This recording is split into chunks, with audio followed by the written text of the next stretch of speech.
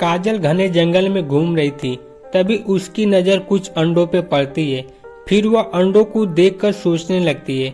कुछ समय तक सोचने के बाद वह हंसने लगती है। फिर वह धीरे धीरे उन अंडों के पास जाती है। फिर वह अपने हाथों के अंगुलियों से एक अंडे को फोड़ देती है। फिर कुछ देर बाद उस अंडे से एक जहरीला सांप निकलता है और काजल उन अंडों के पास ही खड़ी रहती है और सांप पीछे से जाकर काजल के हाथ पे काट लेता है।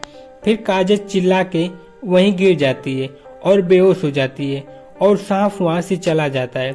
धीरे धीरे सांप का जहर काजल के पूरे हाथ में फैल जाता है और काजल को तत्काल इलाज की जरूरत होती है और एम्बुलेंस की सहायता से तत्काल अस्पताल पहुंच जाती है। फिर डॉक्टर एक पट्टी की मदद से काजल के कंधों के नीचे कसकर पट्टी बांध देता है ताकि सांप के जहर पूरे शरीर में न फैले।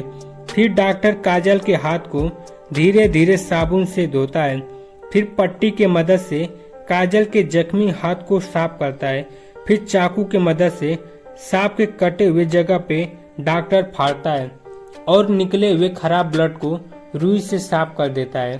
फिर अपने दोनों हाथ से सांप के काटे हुए जगह पे दबाता है। फिर सांप के टूटे हुए दांत दिखाई देने लगते हैं।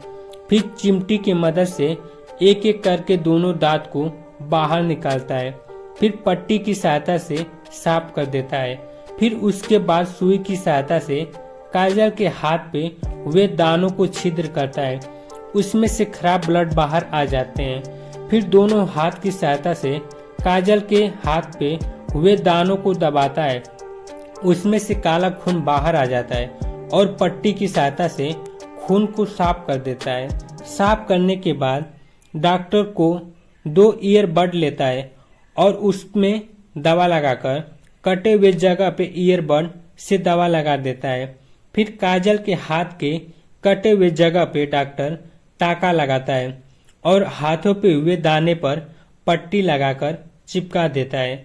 फिर उसके कुछ घंटों के बाद पट्टी और टाका दोनों को हटा देता है और काजल के जख्मी हाथ में डॉक्टर सुई लगा देता है। फिर काजल का हाथ थोड़ा सही हो जाता है और काजल के जख्मी हाथ में डॉक्टर ब्लड चढ़ाता है और ब्लड काजल के पूरे हाथ में फैल जाता है और काजल का हाथ सही हो जाता है। उसके बाद काजल को होश आ जाता है और काजल